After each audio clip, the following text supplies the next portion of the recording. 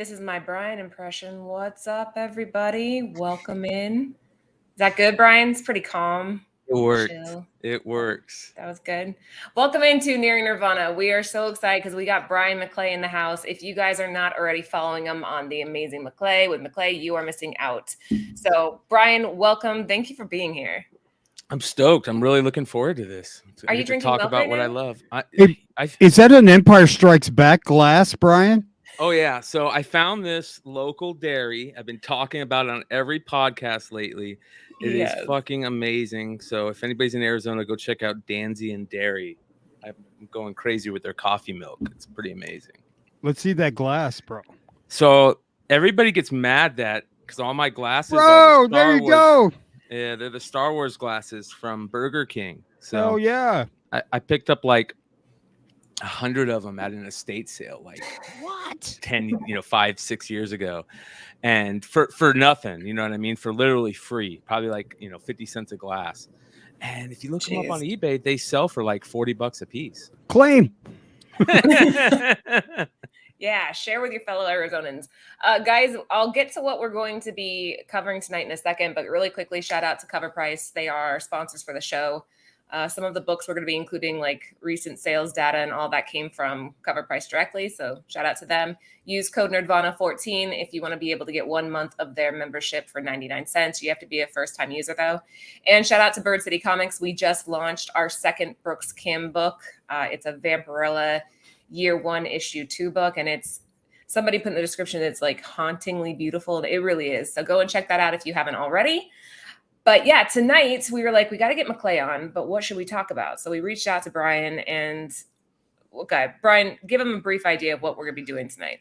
I talk about it, every once in a while, that I collect creator firsts. I love creator firsts. I think that creator firsts are probably the most underrated or underappreciated books in the hobby.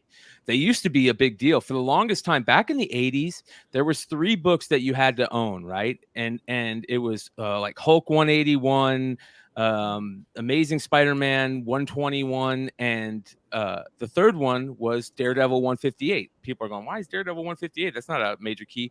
It was the first time Frank Miller had written or drawn on the Daredevil series. It wasn't even the first time he had wrote or drawn Daredevil. It was the first time on the series. So it was the biggest book back in the day. And that kind of fell off over the years. And people kind of started getting towards a more exciting collectible things in comics. They didn't like creator first anymore. They didn't like origins.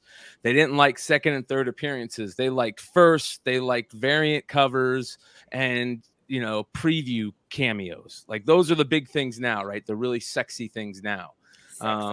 Yeah, so I love the old school shit. That's what I enjoy. And you're totally right about him being undervalued. As I was doing some of the research for tonight's show, it was insane. I was thinking that can't be right, and I was double checking the numbers. But before we get going, shout out to Nimesh. He just gave us our first super chat of the night. Dang. Everyone that's not subscribed to the amazing What Are You Waiting For? Let's get Brian to 1K tonight. Brian, what are you at on your channel? We are at, I think, like 967 or something like that. Damn, dude. Yeah. No, I'm just I'm mad at Stein because Stein just totally outpaced me. Like we were neck and neck until the end, and he hit 1,000 last week, and he's already at like 1,030. So also, you guys, if you're not subbed up over there, make sure you're subbed up at the House of Stein, where we do the Hot 10 every Friday.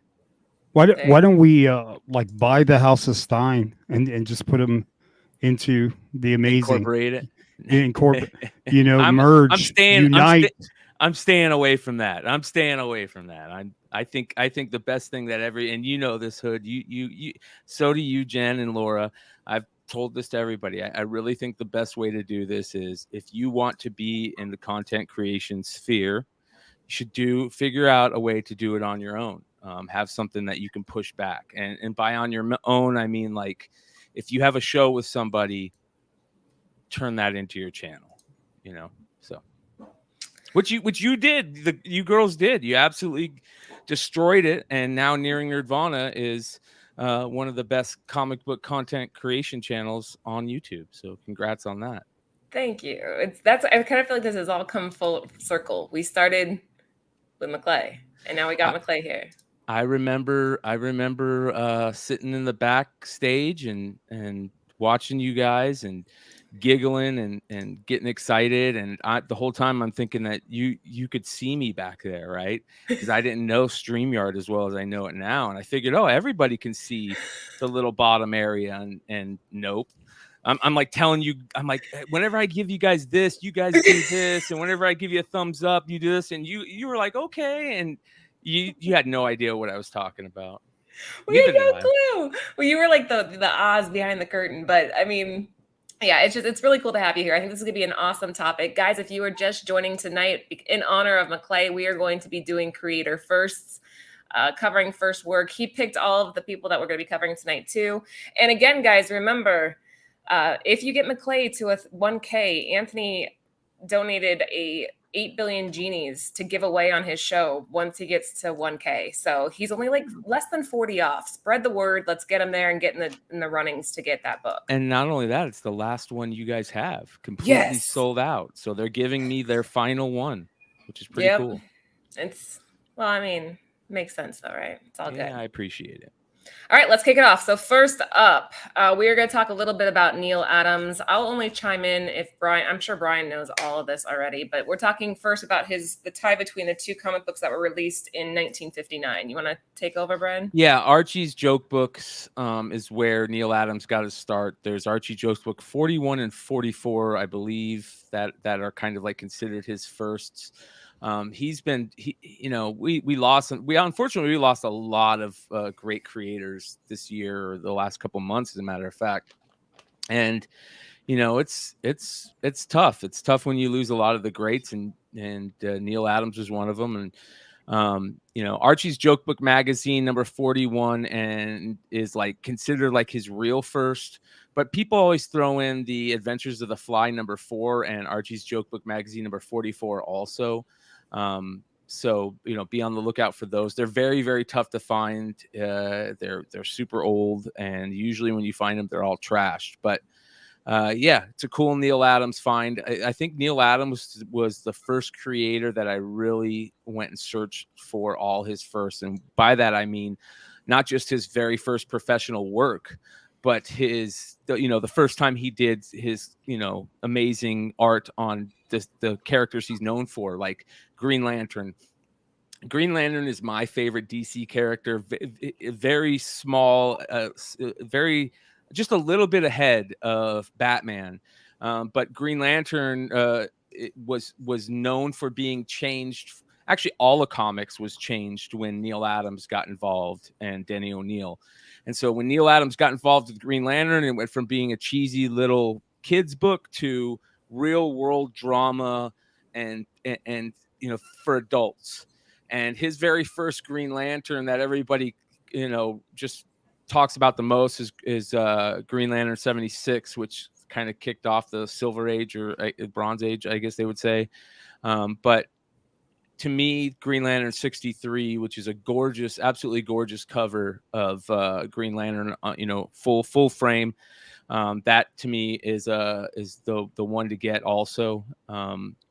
And his first Batman, which I've had some people argue about it, and I would love to know otherwise, is the Brave and the Bold 79. I believe that's the first time he drew Batman on the cover, also because his first quote unquote book in the Batman universe, Detective, what was that? Detective like 357 or something like that, or 179. I can't remember the detective one, but it's I believe the Brave and the Bold 79 is before that. So I love that cover. That was the book that I tried to find in the highest grade. And that Adventures of the Fly is a tough book to find. There's a lot of those Adventures of the Fly books that people are looking for. But and again, Archie Comics Adventure series, Archie's Universe and stuff like that, which was a big, even bigger than back then than they are now. All right, so it's my understanding that his first work at Archie Comics was in 1959, and it was a tie between two comics that were released the same week, and that's what you're talking about here. We have the Adventures of the Fly story and the fourth issue of the series by Joe Simon, but Joe Simon didn't like the final panel, so he called in Neal Adams. Yep. And that's what Neil Adams was known for. That same thing happened in Archie's. Yeah, that's the same thing happened with Archie's joke book, where they brought him in just for like one panel. So there you guys can see it. And he did a great job on those panels, you know, back in what, late 40s. So yeah, Neil Adams. He also submitted like a bunch.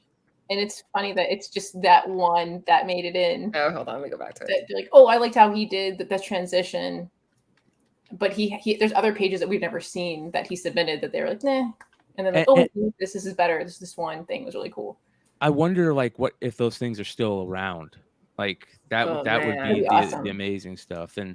And you know, for Neil Adams, for me, is so important for comics because he transcended just comics and especially in my personal life. If you guys know and see behind me, I've got the Green Lantern 85 on the wall behind me. It's signed by O'Neill and Adams. And it's the Speedy on heroin issue. And for those of you guys that don't know, I'm very open about it. I was a heroin addict for 10 years and been sober over 15 years now. And one of the things that in my life that I've really tried to do is help other people that have been caught in that web. And one of the toughest things for addicts is having their family understand what they're going through, especially families that don't know anything about drugs. And you know, just saying, here, check out a comic book, and this comic book will tell you more about what you need to know than most anybody else right now. Just to explain how even superheroes can get caught up. You know, it's people that are using drugs aren't always bad people. Even superheroes, even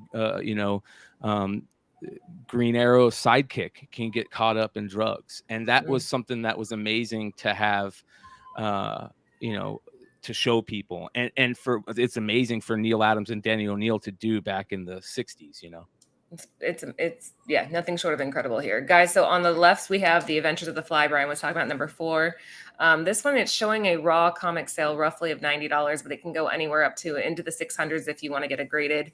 And this is considered the first published artwork in comics by Neil Adams, according to cover price. And then the Brave and the Bold on the right side goes for about $150. And this is a team up of Batman and Deadman, cover art by Neil Adams. And this was 1968. Joe, what do you want to add to this? No, man, I just I have a lot of respect for Brian, and that's a hell of a comeback story, man. You know, I love you, bro. Appreciate it, brother. Love you too, man. Oh. I feel like I should have like music playing in the background, like a little violin. Well, that's important shit right there too. It's very important to let people know you love them, man, because you don't want to give them their flowers before it's too soon, or before they're gone. Yeah, too late. So have you ever seen other of these in the wild, though? I just got to ask. Oh, yeah. Never seen Adventures of the Fly in the wild, but Batman, Brave and the Bold 79, you can definitely pick up pretty often. It's not something that is truly known about. It isn't really talked about. It's more talked about for the Deadman appearance, because you guys know, Neil Adams was very quintessential in giving Deadman his look and story. He didn't do the first appearance, but he did all of them after that. So yeah, it's kind of more known for the Deadman stuff than is the Batman, which is crazy to me. I love you too, Chad. All right, let's keep moving. All right, so next up, Greg Capullo. We're just going to show you the first. Actually, you tell everybody what these are about, and then we have a slide after this that we have some stuff too. But you go ahead. Capullo is one of my top 5 all-time favorite artists. Really? I like who he is to begin with. I like the type of person he is.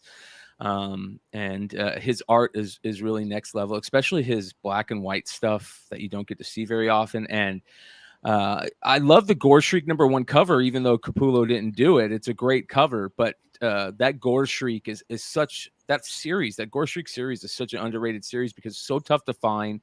Really, really cool horrorcore arts. Bissett had his start in that run, and a young Greg Capullo did work in the first issue. But it wasn't interiors. But it wasn't until issue 4 that you really saw Greg Capullo's spark. And 4 has something that usually it's more sought after than the Greg Capullo cover. It's the Mars Attacks appearance in it, which is one of the first modern Mars Attacks appearances. So it's a cool book, but that cover is absolutely amazing. That's Greg Capullo's work. And it's amazing to see early work that good. Usually a creator's early work is garbage. It's like they're kind of embarrassed about it. And man, just the composition alone to think to do that, and that's a crazy cover. So very, very cool. She's eating a baby, dude. Not just that, the intestines, dude. Bro, she's chewing on them. She's eating a baby. She's flossing with them. Yeah, that's scary, dude. She's eating a baby. I saw Yi post that he's going to be selling some of these gore shrieks, and now that I know that was his first interior, I want them. Jen, what's your take here? Real quick before Jen, sorry, is that Yi uses that Gore Shriek 1 as his Whatnot avatar. So I love that. Oh, maybe that's what it was then. Yeah. That might be what it was. No, I think he was selling them. I'm not. Yeah, I think he is. Sure. Yeah. I don't know. Sorry, Jen. Oh, I wasn't aware of these the Gore Streak, but it's cool. I've never seen them in the wild. Yeah, they're tough to find. Also, if you guys want to get the first time Capullo ever did Spawn, that's Spawn number 16. He started with 16. I think he started with Grant Morrison too. I think Grant Morrison did 16, 17, 18, if I remember correctly. But after that first 3-issue run, McFarlane saw how great Capullo was, and McFarlane and Capullo have been tied at the hip ever since. So I also look for the first time Capullo drew Batman because of his new 52 Batman series with Scott Snyder was just so amazing. It's one of the greatest modern runs in comic books, and it's probably, to me, the last really great Batman run. And so I put the first Batman for Capullo in there and tried to find that, and that's a tough one. I believe it was the Spawn Batman 94 one-shot, and he did a pinup in Hero Illustrated also, which is a magazine in September of 94 for that. Is that War Devil or what? Hero Illustrated 10. And then the first Batman was the Spawn Batman one shot from 94. Really quick, guys. Shout out to Bruce. I think it was another awesome contribution. Get Brian. This is another get Brian to 1K donation, guys. So thank you so much, thank you, Bruce, guys. Dinesh. That's awesome of you guys. We appreciate it so much. So, okay, really quick before we move on to the next slide, the Gore number 1 on the side there goes for about $25 first interior, and the Gore Shriek number 4 goes for about $30. Both of these are from the 80s, 86 and 88. And then, Brian, you brought up Spawn. So if we move in here to our next slide, we have the first, this is Spawn 16. Yep. And the first artwork by Spawn. So, I put 2 different prices there. The top one is just the regular, and the bottom is the newsstand. Yeah, the newsstand is in any Spawn book right now is just much beloved. As a matter of fact, we're going to be talking about one on the Hot 10 tonight. Yeah, it's great, and it's a great cover too. Like all the Capullo stuff is good. Even his weird stuff with Marvel, he did like Quasar, or he did early Quasar stories, I believe, that actually make Quasar look kind of cool. So, Joe, what's your thoughts on Capullo? I'm a big fan. I love the Spawn run, and of course the new 52 Batman with Scott Snyder was just incredible, and I don't think can be duplicated. I wish they would just go back and let Scott Snyder and Capullo do it again, but I think Scott's doing that digital crap and whatever. Yeah. But it's hard to catch lightning in a bottle, and just when you have a great writer and a great artist and they're just on the same page. I mean, it just translates the work. Yeah. I mean, if that makes sense. I don't know. Yeah, it translates well. We used to sell these like crazy, and I hate to admit I've never read Spawn. Spawn's I've never read Spawn. Did you see the movie at least? Mm-mm. Cartoon? Maybe Yeah, in you should watch passing the walking by cartoon. Anthony, but Anthony's a big fan, but I've never gotten into it. You've But never read Spawn? I've never read a Spawn book, not a single one. And this is Somebody like one of the get her a characters. book. I have. Oh my Anthony God. has them. I've never gotten into it. Like I've read I can think of every character I've come in contact at one point with another, except for this one. I think you would like Angela. Why? She's a badass character. Mm-hmm.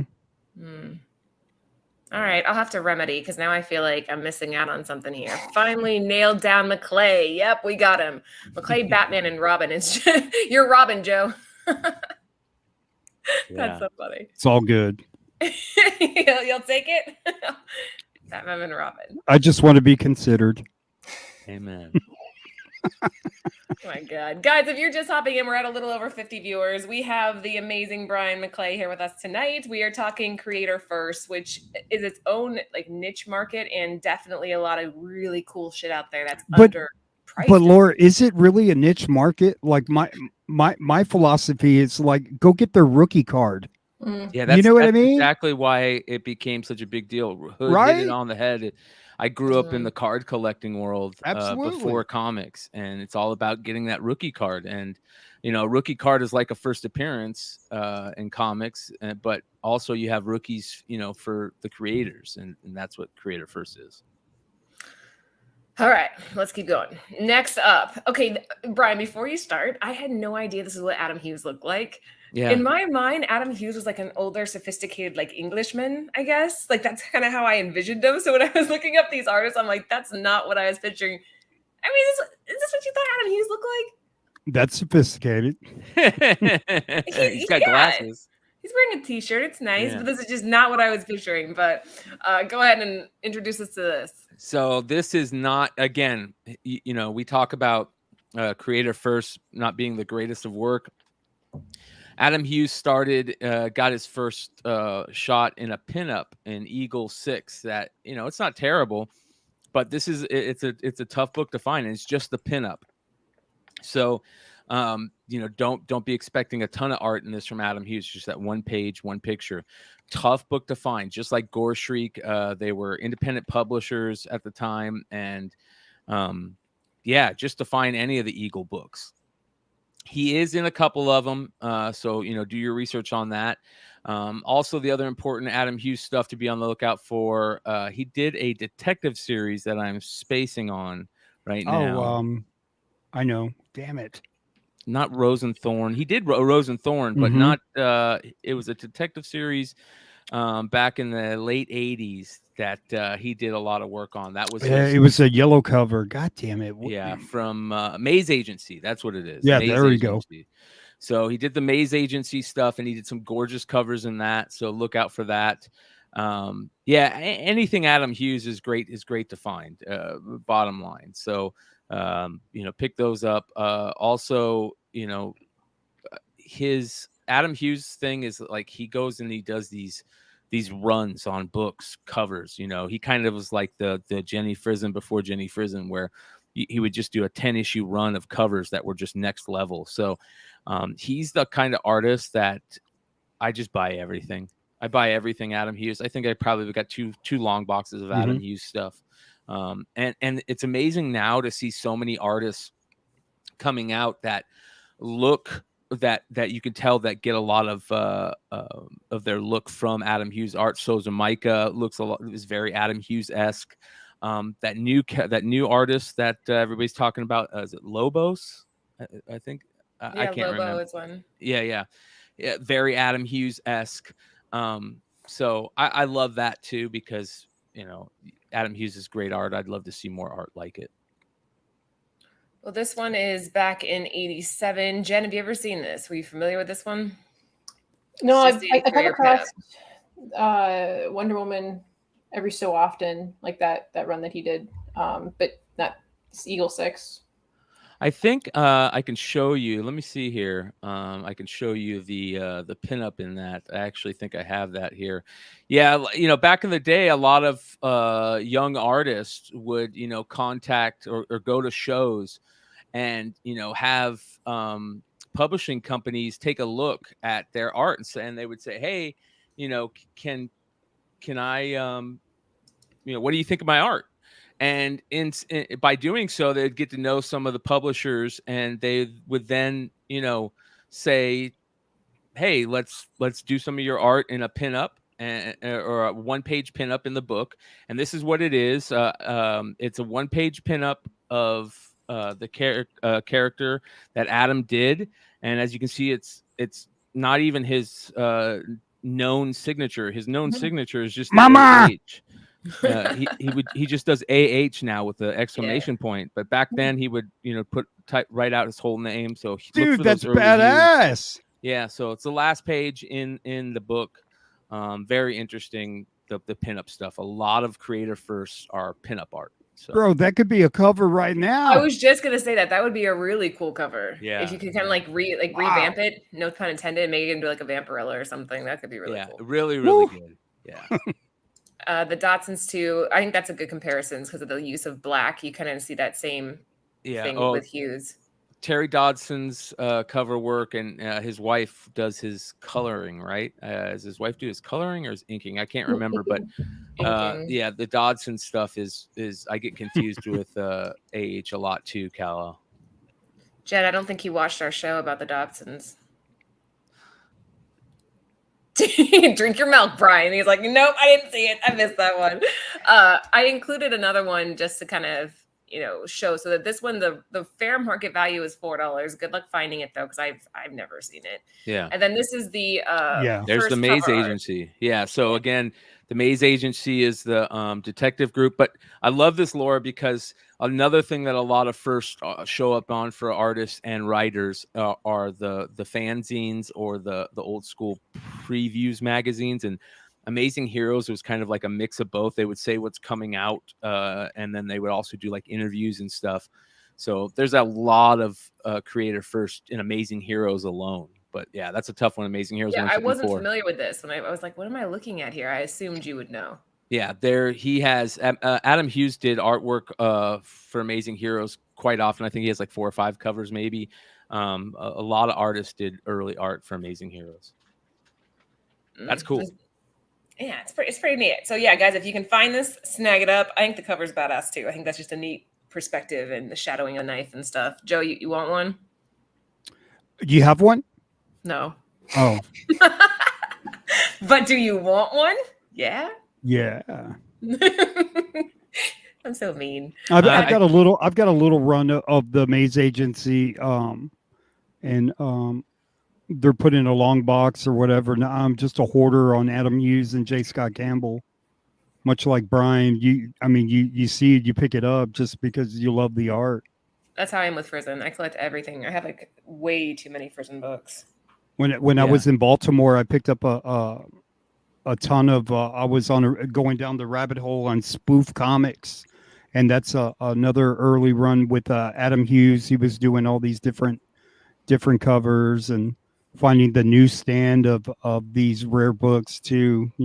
So. Yeah.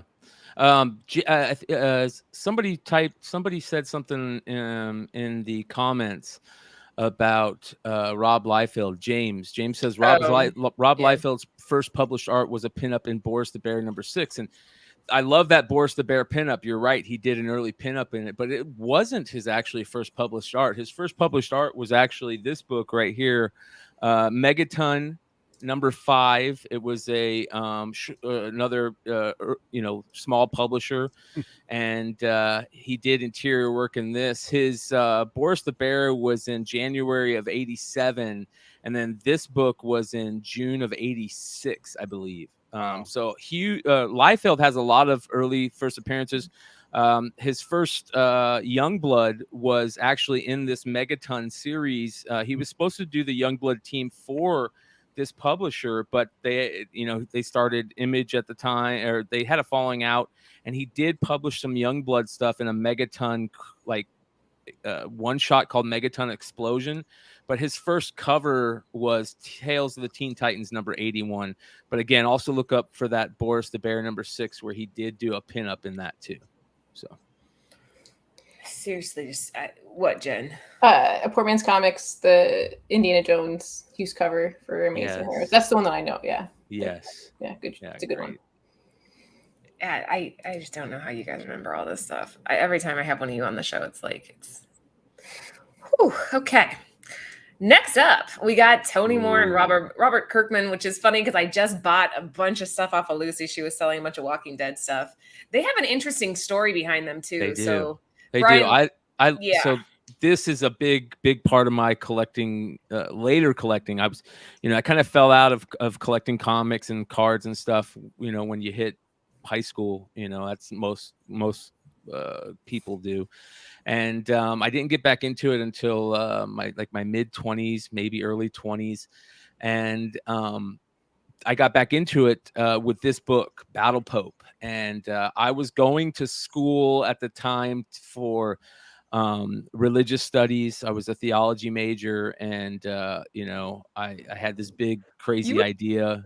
What? Yeah, I had this big crazy idea of maybe being a teacher at some point. But the only reason I went to school to learn this stuff was so I could argue with people who were have found their faith. You know what I mean?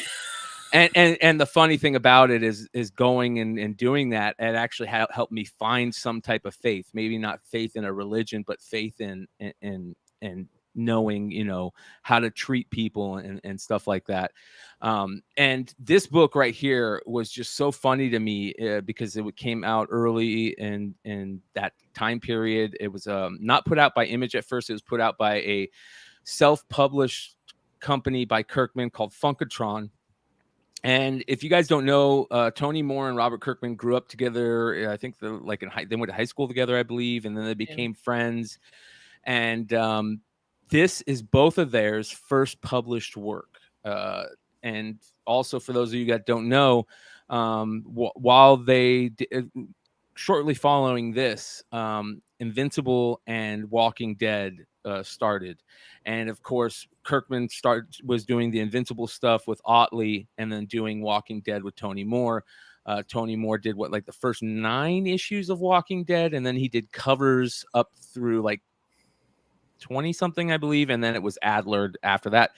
Unfortunately, because they had a falling out, Tony Moore and Robert Kirkman had a falling out. Now, the funny story about them is the year that Battle Pope came out, a little maybe a year after, I went to San Diego Comic-Con that year and went up to Kirkman and Tony Moore's table at the time. And I had been talking with Tony Moore's wife, who runs his web email thing for his thing, because I wanted some original art. I wanted to buy some covers of the Battle Pope run. And I walked up, and funny, I was going through some of the art, and I look over a couple feet down, and there's Rosario Dawson. She's talking to Robert Kirkman about Walking Dead. And I was not a Walking Dead fan. Everybody was telling me, man, if you like Robert Kirkman, why aren't you looking at Walking Dead? And I was like, zombies are stupid to me. And everybody kept saying, it's not about the zombies. I'm like, what are you talking about? It's all it shows is zombies. I'm not into zombies. So I didn't buy any of the Walking Dead. And I had people telling me over and over, just buy it. And even worse, when I'm at the table, I'm going through art, and I'm flipping through pages of Walking Dead, original art pages of Walking Dead, covers of Walking Dead. And they weren't that expensive. I think they were maybe $500 at the time. Instead, I paid $250 for a Battle Pope cover, a really infamous Battle Pope cover that I'll show you real quick. But, I'm going through the art, and Rosario Dawson's got a bunch of Walking Dead stuff in her hands. She's like, oh, you talking about Walking Dead, and I'm like, no, I'm not really into Walking Dead. I like Battle Pope though. And she's like, what? How do you not like Walking Dead? And that was the first cool thing to me, where I was like, what, there's Rosario Dawson, you know what I mean? Holy cow, bro, did you get her phone number, bro? I was just gonna say, did you get a picture with her or anything? No, not even that. And the crazy thing is, she was so beautiful. So beautiful. That's not crazy. Jaw-dropping beautiful. And yeah, it was really cool. So yeah, that's my Battle Pope story. But Battle Pope is really weird. It had a bunch of crazy covers. And there is a cover called Battle Pope Shorts. that I always thought was so funny. It was one of the funniest things that I remember seeing when they first showed the Battle Pope art for this issue. And like I said, it was put this what I'm about to show you guys is it was put out as self-published work for Funkatron, and he did like 5, like 1 through 10, and they did all these little shorts, right? And this was the first one. It's called Battle Pope Shorts. And this cover was so funny to me. And I don't know if you guys see it, but like in the story, the Battle Pope was so funny to me because the story is about, you know, the world's Armageddon starting to happen, and the world is just so bad. Even the Pope is just corrupt as hell. And God had nobody on earth to fight the demons. And so he gave the only thing he could do was give the Pope superpowers and hope that the Pope would fight on the side of the light. And then he gave him Jesus as his sidekick, and Jesus was like the funny sidekick, right? And this cover just cracked me up. It's basically, you know, he's catching a draft, and he's asking, you know, Jesus if he catches the draft, and Jesus is just in the background eating a bowl of cereal. And that was just so funny. In his underwear, bro. Yeah, and it was just so funny to me. And so I literally bought this cover. And the problem is that this cover doesn't have that censored thing in front of it. Oh, now I gotta see this. I'll show you. As a matter of fact, I might have it. Are we not allowed to show that, Jen? No, we can't show it. Off air, you can show it. Yeah, I'll show you off air. But you know, I've got it framed and everything. And you know, like, what do you do? Like, you put a little Post-it note over it. You know, like. No, you let it show. Like if you're you gotta let it hang, bro. Exactly. Let it hang out. And then Chad has some advice for you, McClay. You must have your hair in a ponytail. So next time you meet her, unleash those locks. I gotta fucking cut it first. It's getting too long. When it gets down to like the middle of your back, it's a little too long to wear not in a ponytail. How much did you pay for this? You said $250? I paid $250 for the original cover art for this. Yeah, $250, which is pretty amazing to buy a cover art. For example, a couple of years after that, I bought the original cover art for Original Sin #0 from Jim Chung, and I paid $3,000. So wow, yeah. Do we know? Amazing. Do we know what the falling out was about? Does anybody know what happened there? There's rumors and stuff. It's about Walking Dead and creator rights, I think, on Walking Dead, because they started getting offers, you know, from TV companies and stuff like that. And Tony Moore wasn't really a part of it at the time. So I don't know if it's maybe about the 50-50 rights on it, because Tony Moore was one of the people who created it. You know, he did the art for the first 9 issues or whatever, and all the covers after that. So up to like 20. That's so shitty, isn't it? Like they were friends since high school, and that's what ultimately it probably came down to money. Yeah. Funny thing about this though, Battle Pope, there's actually an animated series of Battle Pope that they put out on TV before Walking Dead. It was on one of the weird cable channels, you know, for you know, Energy, you know, or something like that. Yeah, this is as you mentioned, he mentioned earlier at the beginning, this image that you're seeing, I couldn't find the original. So this is the reprinted issue that they did in 2005. The original came out in 2000, but it's an identical cover minus the image logo, obviously. Who was the original publisher, Brian? Do you know? Funkatron. And Funkatron also, funny enough, it also published a couple other comics that have some creative first. Ryan Otley did a lot of his early stuff in Funkatron, obviously. But you can find his first in Digital Webbing Presents #5. Very cool. All right, so this one you're looking at a high of $10 if you want the first published work of both Tony Moore and Robert Kirkman. So it seems like, again, like a really, really. Is nobody talking in the chat? No, they're in the chat. They're just listening. McClay's voice is like, no pun intended, that warm milk he's drinking right now. Was Battle Pope on Spike TV? Spike TV, yes, you are correct, H&H. There you go. Anything to add, Jen, Joe? No, I'm trying to get my dog to shut up. No, give her shut up!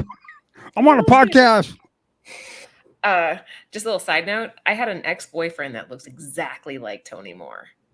Like almost exactly. Yeah, I know it doesn't seem like my style, but he was like a punk guy, and he was in a band, and he was all political, and we dated for like 6 months, and then I actually broke up with him for Anthony. That right before I dated Anthony, this is what I was coming off of. That didn't sound right, but this is what I was leaving. You know what I mean. Let's keep moving.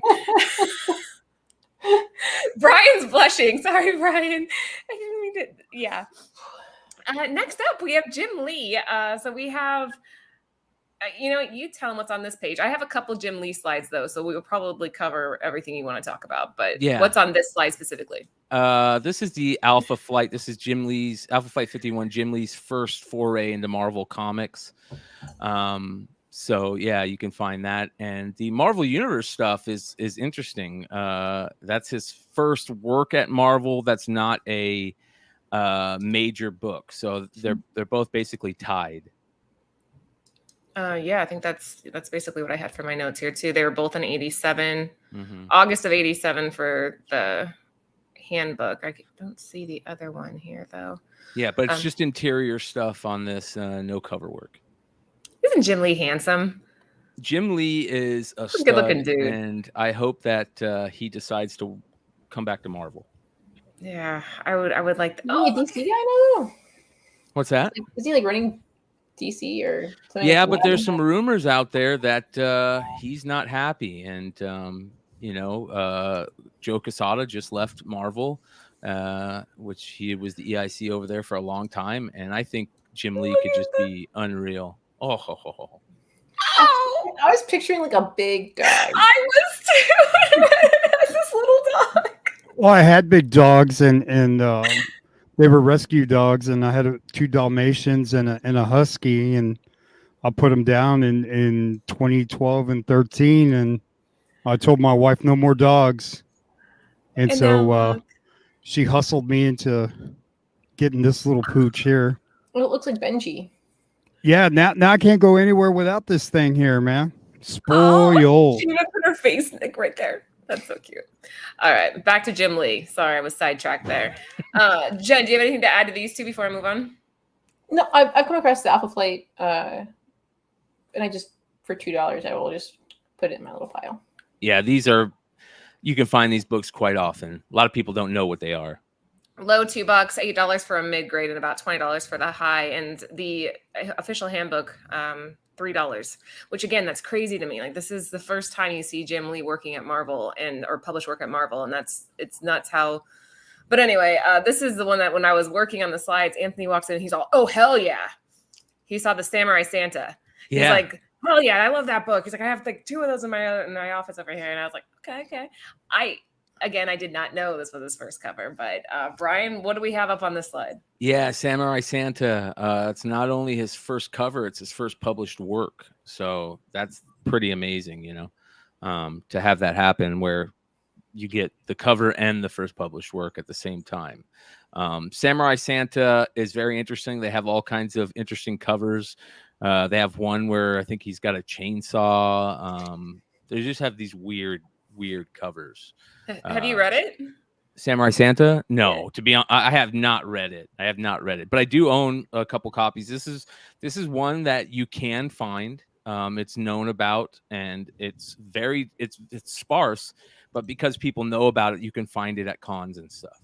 So it starts on 34th Avenue, and basically it's this department store. I don't know if you guys have ever read this, but Anthony showed me his copy, and the Santa that they hired for the department store is drunk off his ass. And so the manager's trying to find somebody that can play Santa, and he walks in and there's this guy and he's in his gi and everything. And he's like, "I am here for you. I can help," he's very noble, and he takes over the role. And it's a funny book, but it's interesting because the first page, they were just barely introducing Jim Lee to this world, and he was still really shy. So there's 2 panels. There's one of the guy that worked with him on it. I think it's that Phil Clark guy. Yeah. And the other one is the panel with Jim Lee, but he only shows his forehead up because he's really shy at that point. Yeah. Yeah, I love it. Yeah, I do know about that. Like Bad Santa. Yeah. All right, what's in the middle?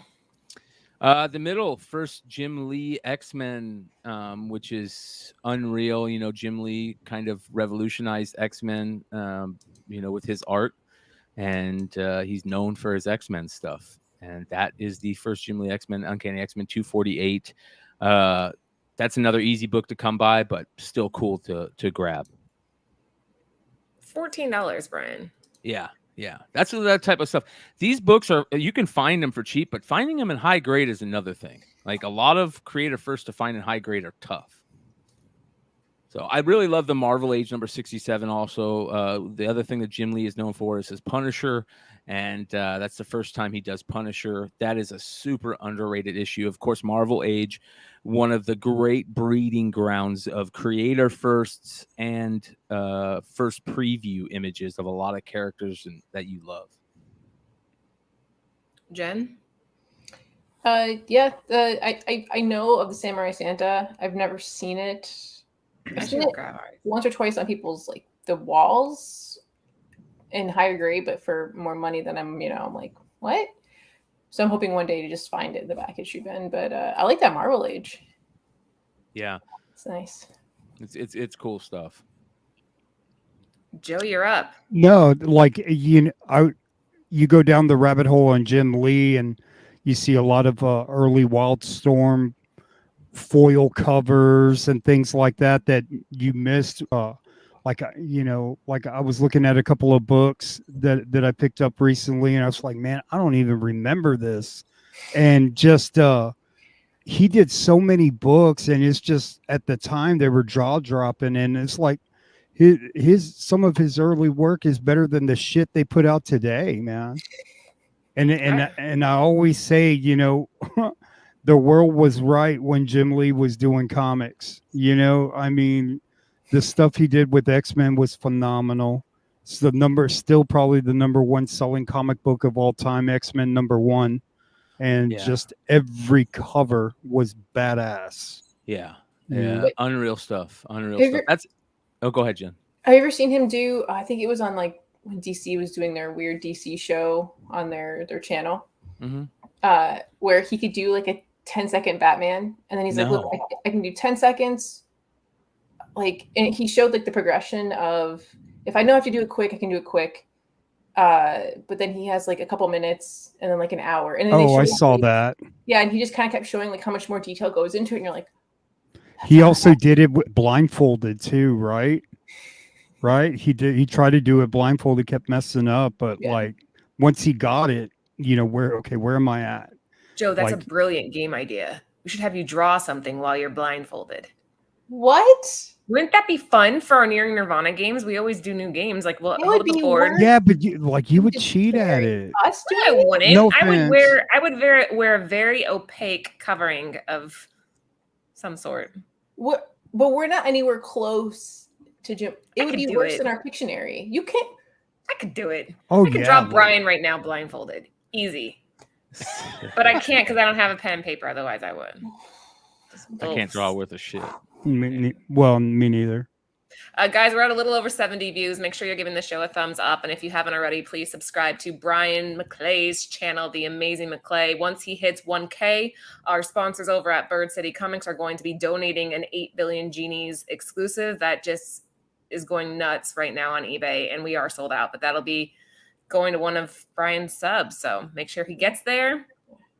And then, okay, next up. So Alpha Flight, these are blurry, but these are like the only images I could find. We have 53 on the left. What is that about, Brian? This is early Jim Lee covers right here, right? Yeah, so that the collab is on the left, and then his first solo one is on the right. Yeah. Alpha Flight is starter. What Marvel and DC both do is if they've got a young up-and-coming artist, they'll usually put them on a fledgling book. That's why you see Jim Lee on Alpha Flight. Fledgling? Did you say fledgling? Yeah. That's not a word. Fledgling? Yeah, fledgling. Yeah, it means like it's it means like it's starting to teeter out. Hey Siri, is fledgling a word? No, I'm just kidding. No, it is a word. Yeah. A young bird that is just fledged. Yeah. So they did it with Jim Lee and Alpha Flight, Greg Capullo and Quasar. It happens all the time. So, go check them out. Early Jim Lee stuff. Not a fan of Alpha Flight. Never have been. Fledgling is a word. Siri confirms. Is that what Siri's saying in the background? Yeah. She confirmed it. Good job, Brian. And Jim Lee did all the Marvel stuff early on.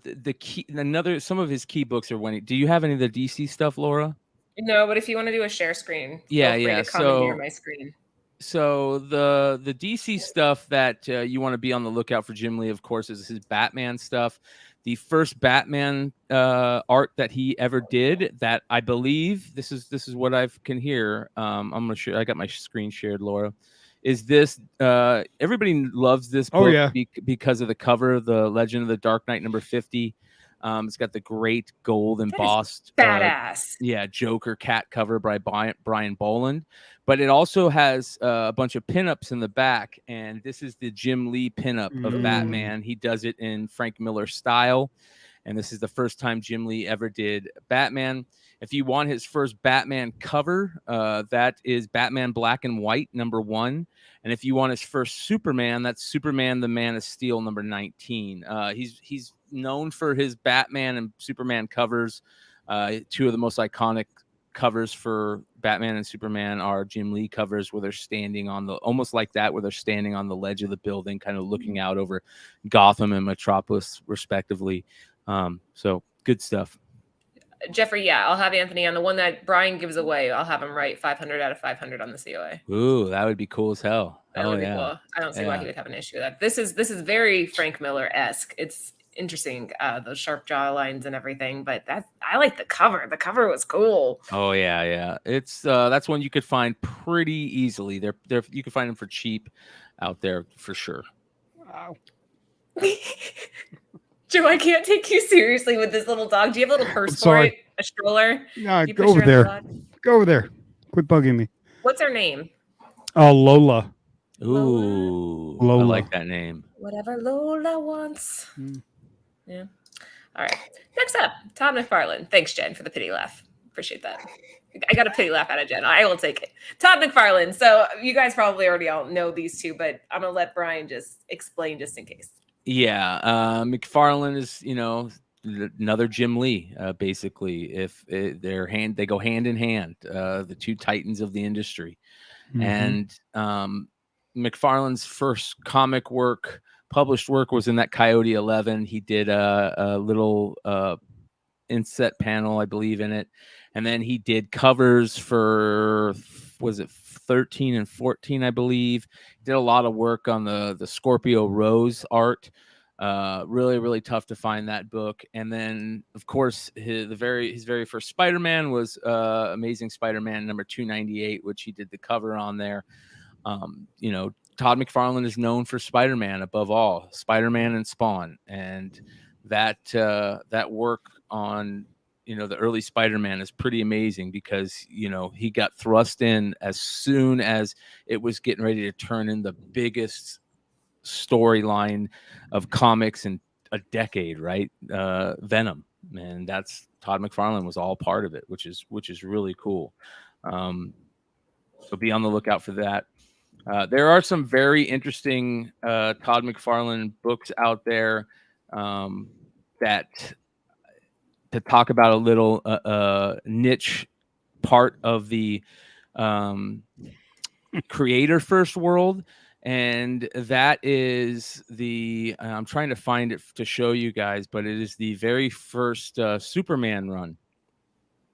And there was basically, here we go, I found it.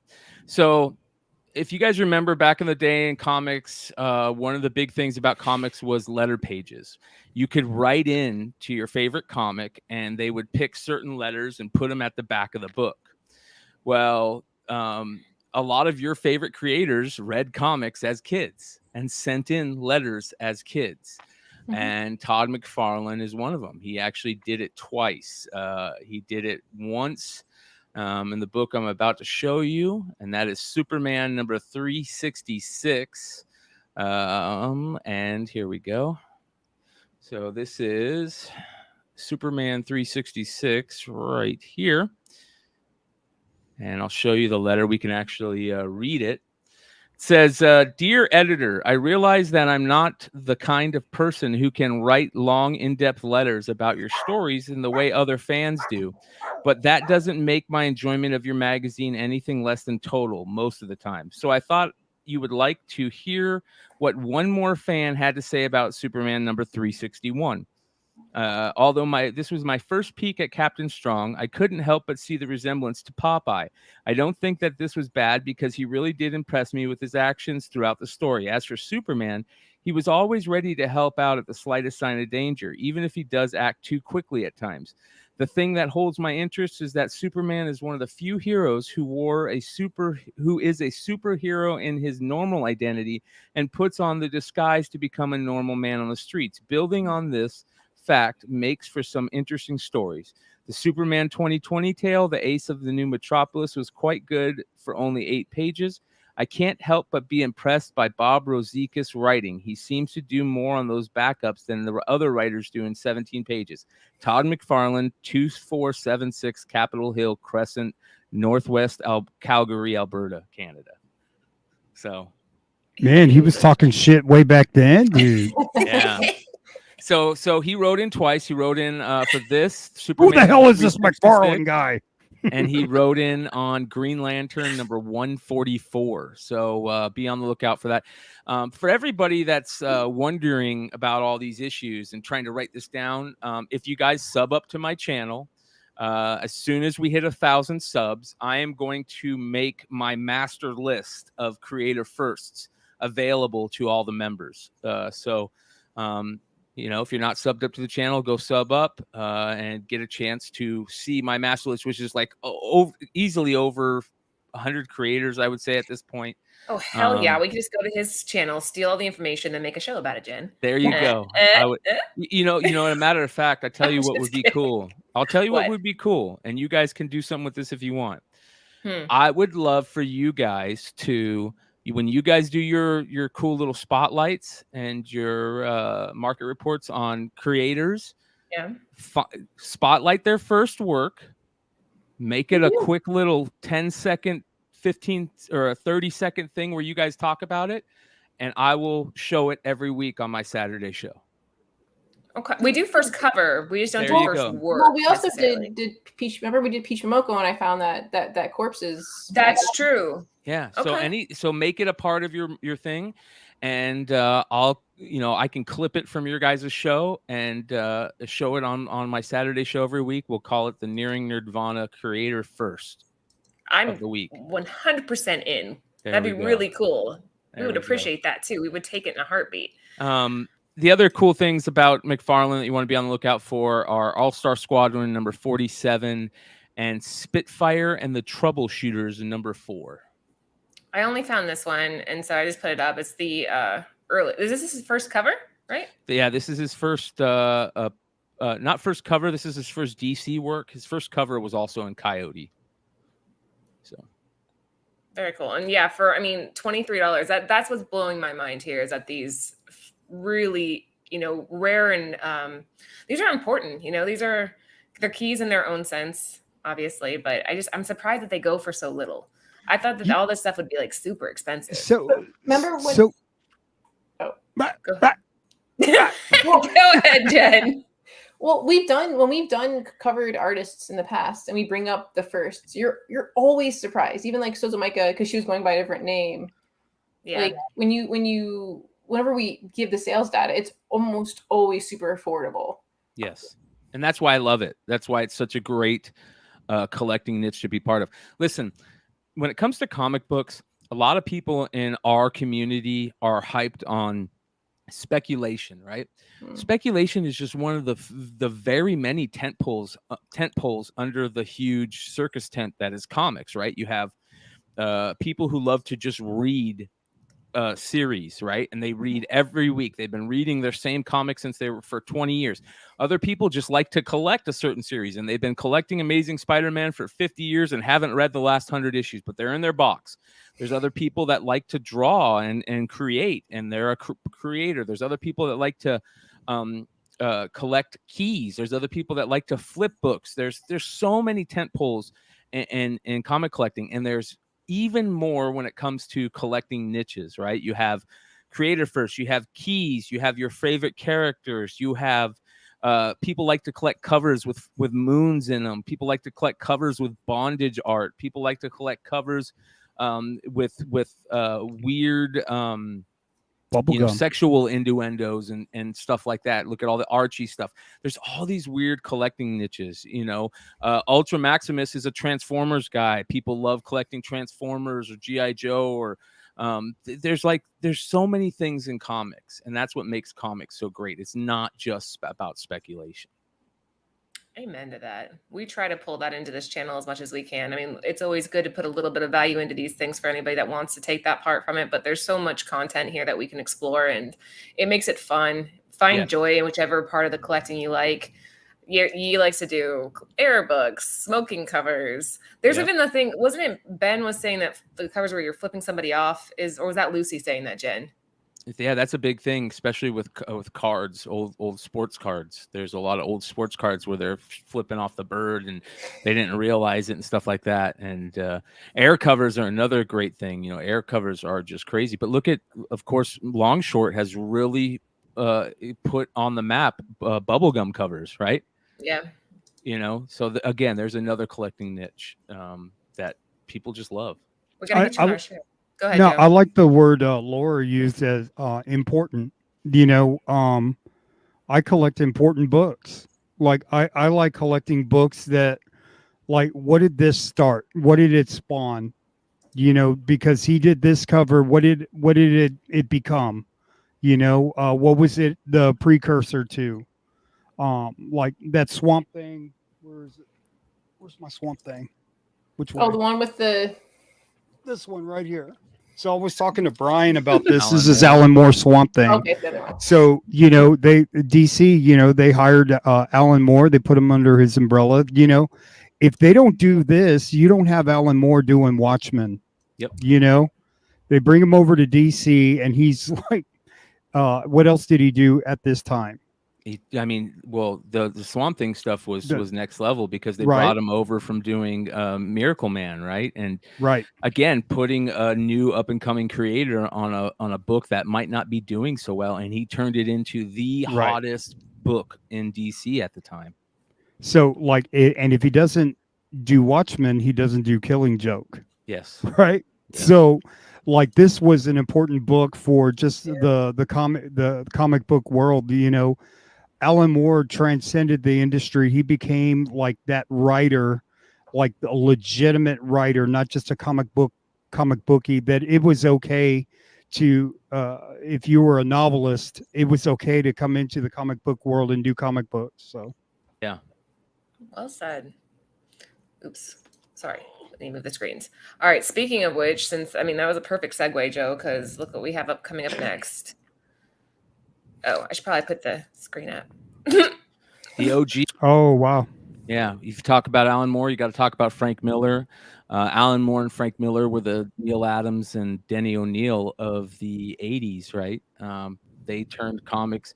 Denny O'Neil and Neil Adams, in my opinion, along with maybe a little bit of Stan Lee, but I feel like Stan Lee kind of ripped off a lot of the ideas that he had in that time period.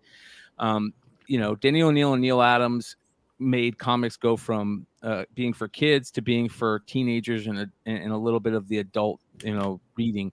Frank Miller and Alan Moore turned comics into, this is what adults read. And very few kids read comics anymore, right? Most comic books are turned into movie scripts and all that type of stuff because of people like Frank Miller and Alan Moore. And this is where Frank Miller got to start. A lot of people don't know this. The Twilight Zone comics by Gold Key are usually just passed over unless you're a Twilight Zone fan or a Gold Key fan. But he got his start in these Gold Key Twilight Zone books.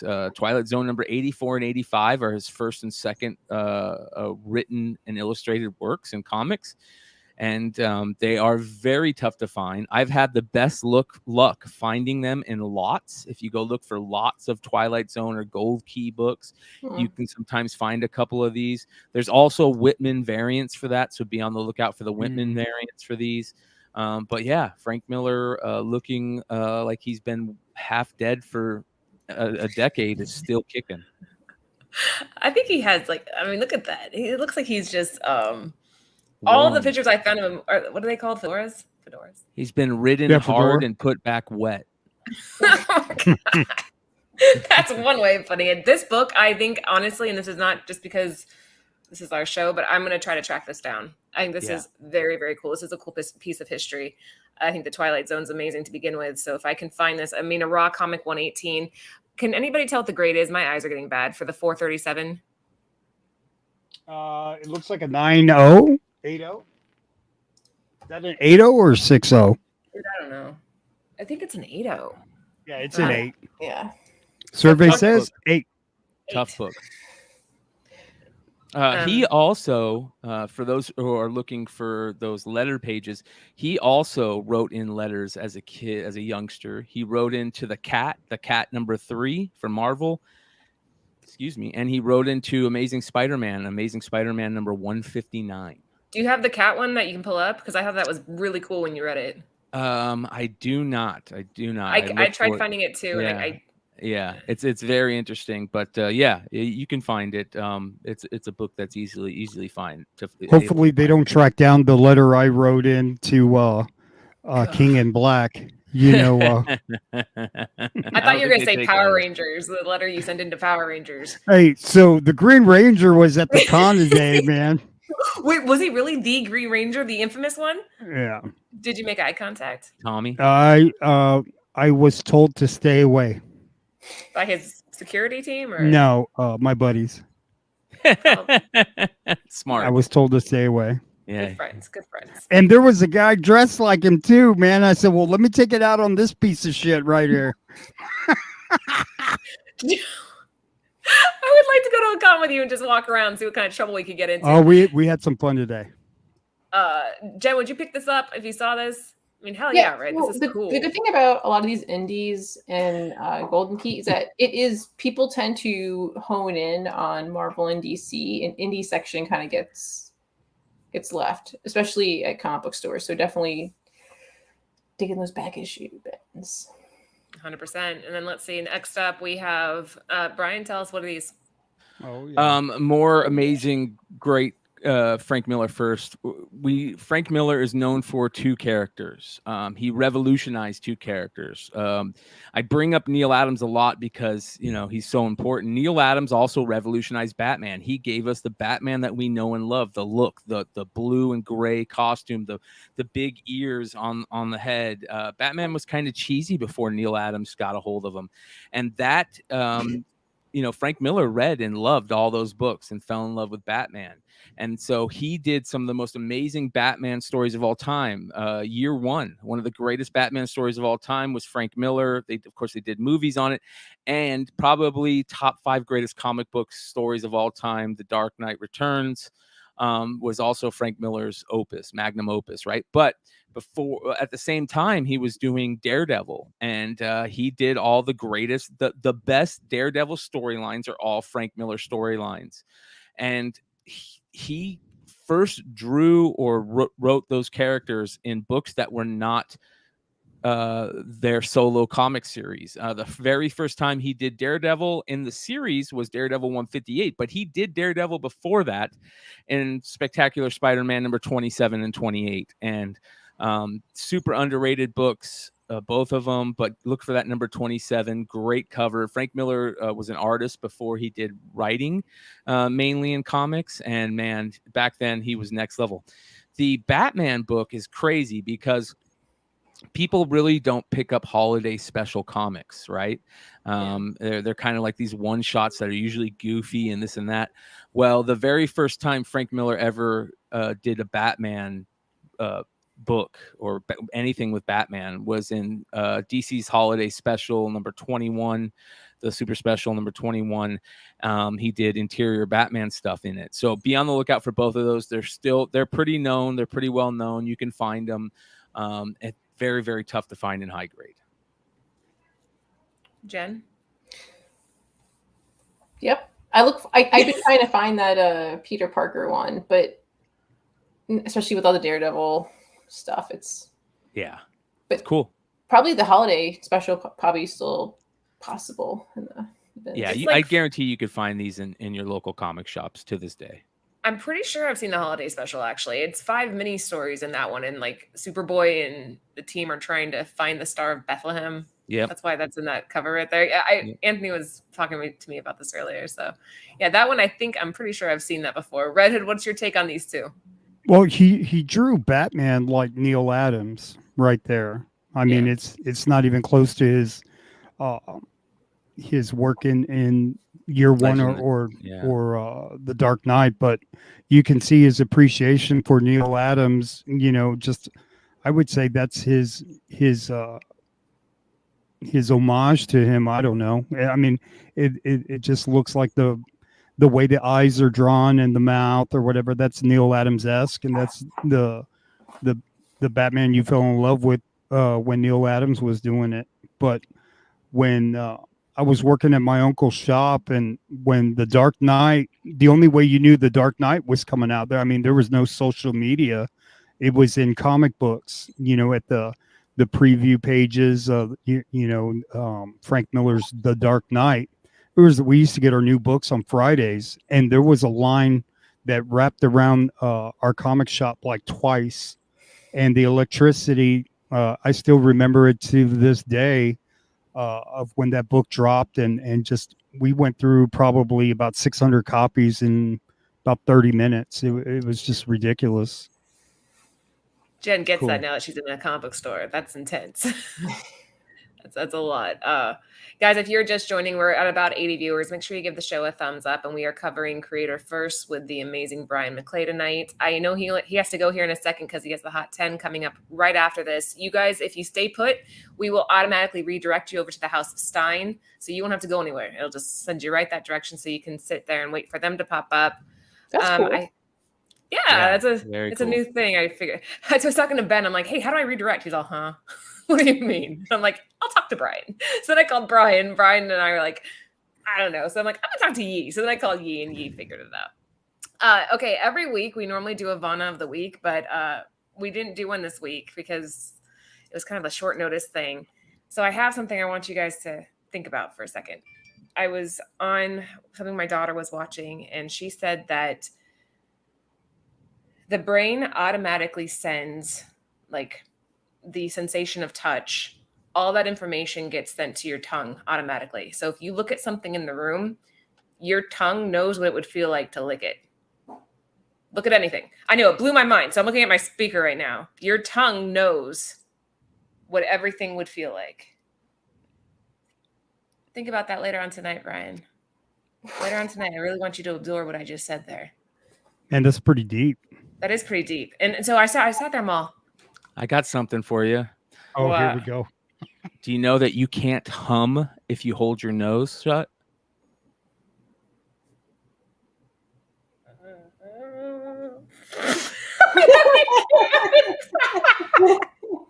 Okay.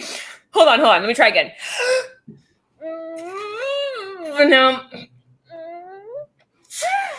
You have to have the air going through in order to do it. Yeah, this show just took a turn for the worse. We were doing so great.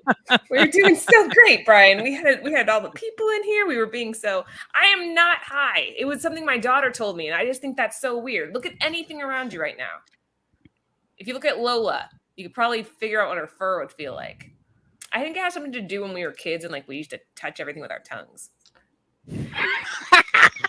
Or is that just me? You guys didn't eat everything when you were kids? No, I did not, but I do remember after me and my brother saw a Christmas Story for the first time, we went and tried to put our tongue on our freezer. Did it work? Oh yeah, rip the shit out of our tongues. Yeah. Hell yeah, man. Yeah. All right. Well, that's what I wanted. My thought I wanted to leave you guys on.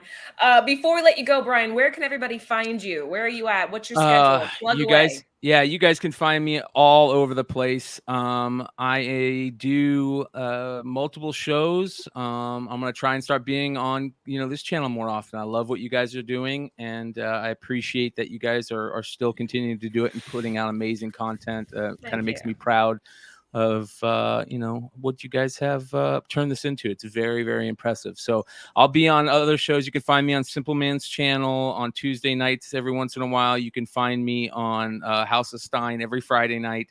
I have shows on my channel Wednesday and Saturday nights. We're also going to have a Thursday night foreign comic show starting here soon. And then I will also be doing a members only kind of like just a hangout show once we hit 1,000 subscribers. So yeah, come hang out. The Amazing with Brian McClay is the channel right now.